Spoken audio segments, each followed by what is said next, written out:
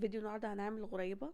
الغريبة من الوصفات السهلة جدا، يعني هي بتتكون من 3 مكونات بس بقى بتحتاج شوية نصايح وتريكات كده عشان تطلع ناجحة معاكم، ما تشققش او تنشف او تفرش منكم في الفرن.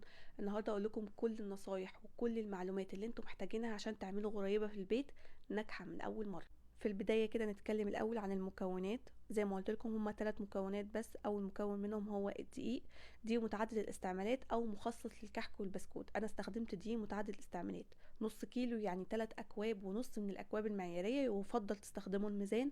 بلاش في وصفات العيد تستخدموا الاكواب المعياريه عشان دايما بتختلف شويه من مكان للتاني، واحنا عايزين مقادير تكون مظبوطه. زودت على الدقيق ده رشه ملح صغيره جدا، ذره ملح، ومعلقه ونص كبار من الحليب البودره، ودي اختياريه تماما، موجوده استخدموها، مش موجوده ما تستخدموهاش. الاضافه دي بتدي طعم اغنى للغريبه شويه، لان ما ينفعش نضيف سوائل خالص على الغريبه، فلو موجوده زي ما قلت لكم استخدموه، مش موجود تستغنوا عنه. وعايزه اقول لكم ان الدقيق ده لازم يكون منخول كويس ومعدي على مصفى. تاني مكون معايا هو السكر البودرة. هنحتاج 160 جرام من السكر البودرة اللي هما بالأكواب المعيارية، كوباية زايدة معلقة كبيرة تكون مليانة كده. السكر البودرة لازم يكون منخول ومعدينه على مصفى كويس مفهوش أي تكتلات. وكمان يفضل تستخدموا سكر بودرة جاهز، لأن بيبقى مضاف له شوية إضافات كده بتخلي التكتشر أو طعم الغريبة أحلى كتير. تالت مكون معايا هو السمنة. هنحتاج 250 جرام من السمنة او ربع كيلو يعني من السمنة. سمنة تكون جودتها كويسة وريحتها كويسة، كل ما كانت جودتها احسن كل ما كان طعم الغريبة وريحتها يكون احلى كتير. السمنة بحرارة التلاجة كده زي ما انتم شايفين، يعني تقريبا خارجة من التلاجة من دقيقة، ما ينفعش تكون سايحة ابدا. دول التلات مكونات: دقيق، سكر، سمنة. نص كيلو دقيق، ربع كيلو سمنة، كوباية سكر زايدة معلقة، مفيش ابسط من كده. هنحتاج بقى ان احنا نضرب السمنة والسكر كويس جدا مع بعض، سواء بقى في العجانة او بمضرب الكهرباء اللي هو مضرب البيض، او حتى بمضرب يدوي. اهم حاجة ان احنا نضرب السمنة والسكر كويس جدا مع بعض لحد ما يمتزجوا وندخل فيهم شوية هواء. انا استخدمت العجينه بتاعتي، كل شويه كده كنت بوقف وانزل الجوانب عشان اتاكد ان السكر والسمنه اختلطوا كويس جدا مع بعض.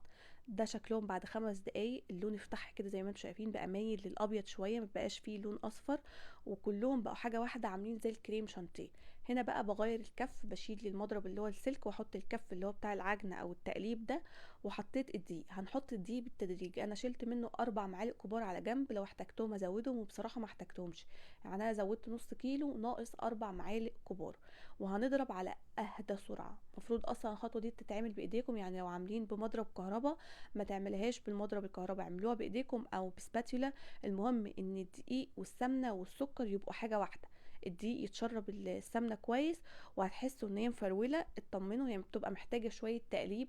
يعني لو حسيتوا ان العجينه مفروله معاكم ما تقلقوش، المقادير طالما مظبوطه يبقى محتاجه بس ان انتوا تقلبوها عشان الدقيق والسمنه يمتزجوا كويس مع بعض. ناخد بقى قطعة عجين بين ايدينا كده نختبرها، نعملها على شكل كورة ونضغط عليها بصباعنا كده، لو ما عملتش اي تشققات من اي مكان كده العجينة مظبوطة، ونرتاح ونطمن ان الغريبة ناجحة معانا بيرفكت، احلى من المحلات. نيجي بقى لتشكيل العجينة.